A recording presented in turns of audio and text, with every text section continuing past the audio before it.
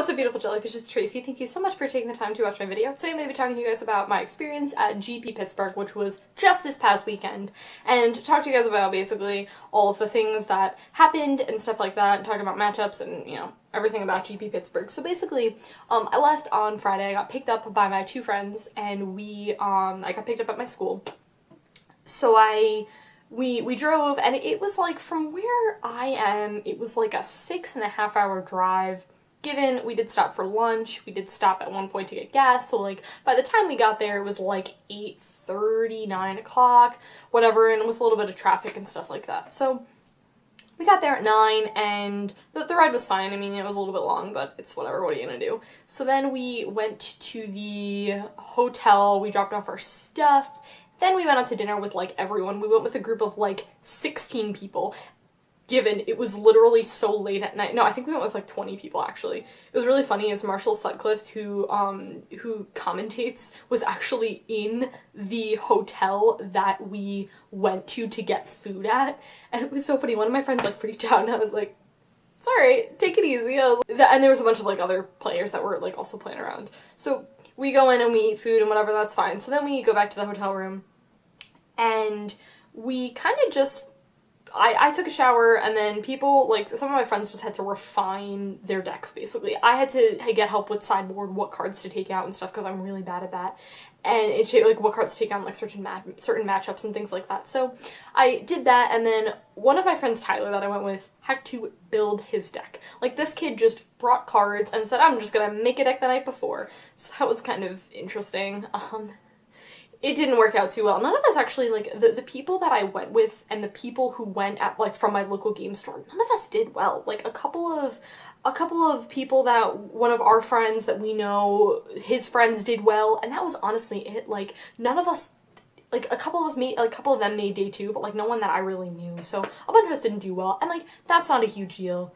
It's fine, you know. I went to have fun, and I went for friends and stuff, and, you know, to play Magic, yeah, that's great, but, like, you know, it's okay. It's not a huge deal. I don't really get, like, upset, you know, that much when I lose and stuff. It's like, yeah, whatever. I just kind of blow it off. I'm like, yeah, I learned from my misplays, and then it's like, yep, it happens. So, first round, so that happens on Sunday night, and, like, I just thought it was, like, really funny because he just, like, built his deck the night before, and I was, like, trying to help him, and I was, like, he ended up doing Sultai. It was okay. It actually wasn't that bad, but that happens. So then comes Saturday morning. I got like 5.5 hours of sleep, which was really not enough sleep, and I really wanted to get more, but that just did not happen. So I got 5.5 hours of sleep. I was like, okay, I guess this is happening. So we got up in the morning, and then we sat down in our seats, and, you know, we headed there, whatever. We ate food, and then we went to the place that the convention was being held at, and, like, it took so, like, it actually didn't take, like, that long to, no, did it take that long? Actually, maybe it did take that long to get set up. Like, I think ideally, in an ideal perfect world, it would have taken, like, the judges, like, 15 minutes to collect, like, deck lists and, give out the Gristlebrand promo and give out the playmat. Given in an ideal world, that would have been 15 minutes, and then 15 minutes for them to set up and get people organized. Does that happen? Absolutely not. So I don't even remember what time we started, but say it was like close to 10, I don't even remember. So we start, and then first round I actually play against Black-White Tokens, and it was actually really funny. It's like, this is a matchup that I'm familiar with because when I play-tested Elves, I was playing against my other Black-White Tokens deck, so I kind of knew how the matchup was supposed to go. To be honest, it's probably 50-50, because Flyers can just fly right over. However, a lot of times I can just overrun, because they don't have trample, but, like, my dudes can get trampled with, like, Azuri, or I can just have, like, more dudes than them. Honestly, he just drew really well. He just, like, kind of just, he had an amazing thing, actually. He played, he had his Spectral Procession turn 3, and then turn 4, Windburst Kites into another Spectral Procession, and then had, like, Intangible Virtue, so he drew really well. And again, that's fine, like, it's whatever, it happens. So round 2, I played against Tron. I have a terrible Tron mashup. It is bad, bad, bad. Like, if I can kill them on, like, turn, like, 4, and, like, I have, like, 2 Elvish Archdroids or an Elvish Champion on Archer or whatever so that I can get, like, my dudes bigger, so it doesn't hit Pyroclasm, I'm, like, fine, but, like, and I made a misplay on game, like, 3, which probably cost me the game, but I mean, again, it's whatever, it happens, and I learned from it, so, I have a really bad draw matchup because they play Ugin, and I just can't deal with it, like, they play a lot of their stuff, and my deck is not very interactive in terms of I can't do a lot of things to respond to what they do, so, you know, it was just not a super great matchup, and again, it's whatever.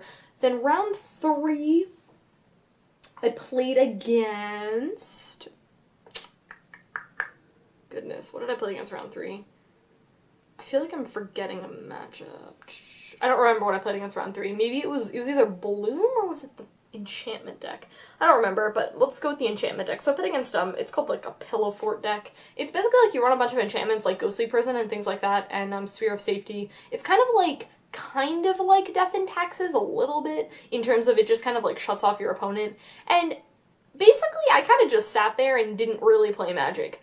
But on game 2, on turn, I don't even remember what turn it was, it must have been like turn 4 or something, he was at 8 life. I tapped down my dudes. I had a Heritage Droid and then 2 Cavern of Souls. I tapped down and then I played Shaman of the Pact. So he lost. He was at 8 life. He lost 7 life. Straight face, without showing any emotion, I was like, tap Cavern, tap my dudes with Heritage Droid, another Shaman of the Pact. It was amazing. It was the coolest thing I did all weekend. I was like, yeah, and it was really cool. So I did that, and that was awesome. And then game 5, it was just a draw because there's no way, we just didn't have enough time. Our first game lasted 40 minutes, which a lot of people, like, have said the reason why, like, no one really runs that deck, like a Myth Realized type deck, like, it's not popular at all. But that's one of the complaints with that deck, along with Lantern Control, is that the games a lot of times, end up just taking so long that they take, like, the full time in the round, where a lot of times, like, you'll go to time, you'll go to draw, you know, you gotta draw because the games just take a really long time, so, that happened. And so, yeah, that was that, and then I think it was game 4, I'm missing a game in here somewhere, but I honestly don't remember. Then I played against, Bloom Titan. And the first game, he, you know, just came over me with Primeval Titan. Second game, I won. And then third game, it was Hive Mind, and I couldn't, you know, the thing about Hive Mind is, like, a lot of people just can't really deal with it. It's just kind of one of those things where it's like, if you can't pay your pact, you can't pay for your pact. There's nothing really to say too much about it, so, yeah, that was that. But, yeah, and then I'm totally forgetting around in there, but yeah, that happened. So I went, so lost all, and drew 1. So I think I played 4 or 5, again, I can't remember. I played 4 or 5 rounds. And then I just dropped, and to be honest, I was tired. Like, I love Magic, and I can handle playing Magic for long periods of time, but, like, I was so tired because I got 5.5 hours of sleep. So my friend Tyler and I weren't doing well, so we went back to the hotel, and we just took a nap together. We were just so tired, like, I was just like, yeah, I need to sleep. So we got some sleep, and that was good. And that was pretty much like the tournament. And in terms of how it was run, now I've never been to a GP before. This was my first one. So, like, people said that the tournament was just not run well because there were so many gaps in between rounds. Like, it was ridiculous. Like, after it went into time or whatever, sometimes there was like a 30-minute gap of like going to time and then like getting all, like, everything took a very, very long time. And there were supposed to be side events. Like, one of the side events was supposed to start at like 10. It didn't start until like 12, 1, 2, something like that, because things were just not run very smoothly. And the judges, they're doing the best they can, you know, it was just a lot of a combination, I think, of a bunch of different things, and the event was did not go smooth as I think that it could have.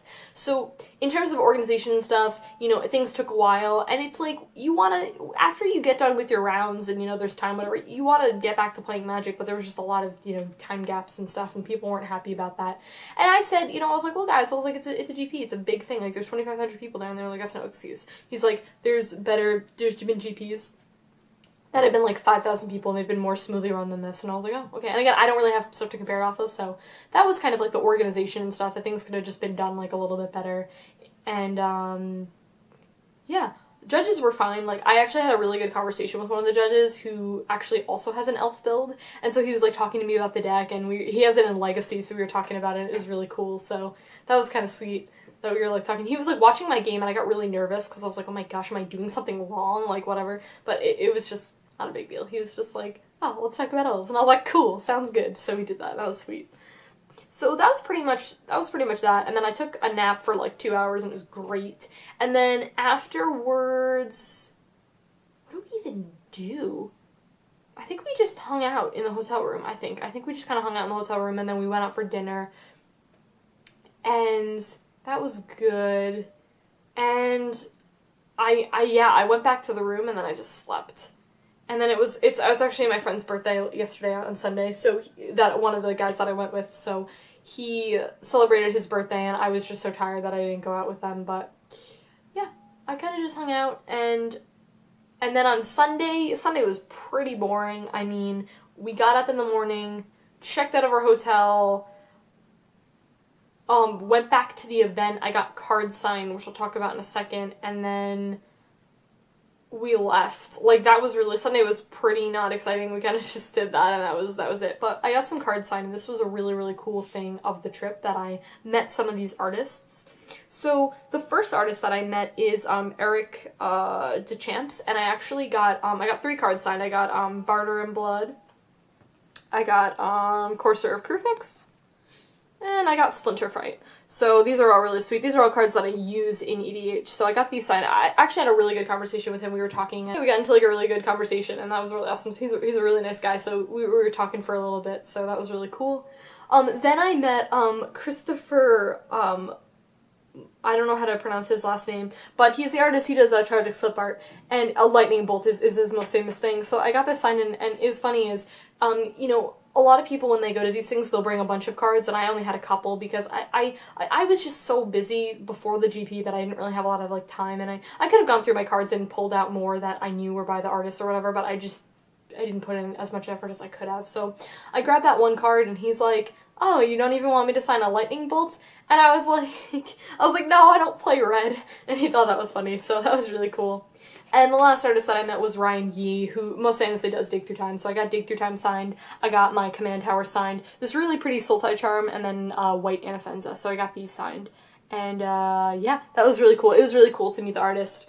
And yeah, Ryan Yee was actually really funny. The first person who came to him on Sunday to get cards signed, he drew on a playmat for him, actually, so it ended up taking a while. So I waited online for him for like maybe 40 minutes, but it was worth it. Like, I got some of my cards signed, so that was really cool to me, and I've never had cards signed before, so that was a really, really cool moment. So I didn't get any like modern staples. Like, again, I probably could have like looked through stuff. Like, I know Christopher Moeller or whatever does Zell's Persecution art, but I didn't have my Black White Tokens deck with me, so that wouldn't have even mattered. But yeah, yeah, that was pretty much the event. I actually, in terms of like how my deck did and stuff, I mean, given I didn't do well, but like elves, a couple of elf decks like top-aided, no, I'm sorry, not top-aided, day-2'd. So there were like 4 elf decks that day-2'd, and it's like, I'm gonna stick with the deck for a while, but I'm gonna proxy up Abzan because, and I did a video on this that I was not sure if I wanted to build Esper or Abzan, but I think I really want to cast Siege Rhino. And I feel really comfortable with a lot of the black, like, I really like Thoughtseize, and I like Inquisition, and I also like Path to Exile. So I feel really comfortable with those cards, so like, I think I wanna go that route, and we'll kind of see how that goes. And it kind of bums me out because I'm not running Tassiger in the deck. I'm actually in my Abzan deck. It's gonna be, it's Little Kid Junk, if you guys are familiar with like what that, basically what it is it doesn't run Tarmogoyf and Liliana the Veil. It runs like a lot of other like just kind of like good creatures like Loxodon Smiter, Voice of Resurgence, Kitchen Finks, what other cards does it run? Kosali Pride Mage, Siege Rhino, of course, Lingering Souls, Sorin Solemn Visitor, like those are some couple of cards that it runs, as well as Persecution. So yeah, it's a pretty sweet deck, and mine's a little bit heavier on the removal. I'm actually going off of I didn't actually go off of anyone's list because I actually built the deck when I was in the car and in the hotel room, so like I was just doing it from pure memory, like I wasn't looking at someone's deck list, but I actually found that I based a lot of what it is on Jacob Wilson's list, and who's actually one of my favorite pro players like of all time, and he's pretty notable for playing Abzans in Modern, so I don't actually know what he was playing at the GP. I wonder if he's still playing Abzan. I have no idea, because he was at the GP, I did see him. I didn't say anything, and I totally should have, because Jacob Wilson, like I said, I have a huge crush on him. I think he's adorable, and he's like 19 or 20 years old, and he's like better at Magic than I am, given he's like a pro player, but I really like Jacob Wilson. So, so yeah, that was that. And yeah, so I built that. So I'm going to proxy Abzan up, but I'm not going to go right away and build it. And I actually have like, I have quite a few pieces because I have the Pats, I have the Sorens, I have the, some of the mana bases, like the mana. I need to get the fetch lands, which is like, I mean, Winsep Heath is not that much, but I'm gonna trade away probably some pieces of elves. Like, I'm gonna get rid of a Cavern of Souls in the deck and give it to one of my friends, and he's got Winsep Heath, so I'm gonna like trade away some of those, and, you know, probably that would be like 3 Winsep Heaths for a Cavern of Souls, so that's pretty cool, so. Yeah, and we'll see how that goes. I'm not gonna go out right away and build it, so yeah. But overall, I mean, the experience was fun. It was a lot of fun to like hang out with my friends and bond and, you know, talk to everyone, and it was really good. Like I said, I had a lot of people from my local game store come, so that was a really cool experience.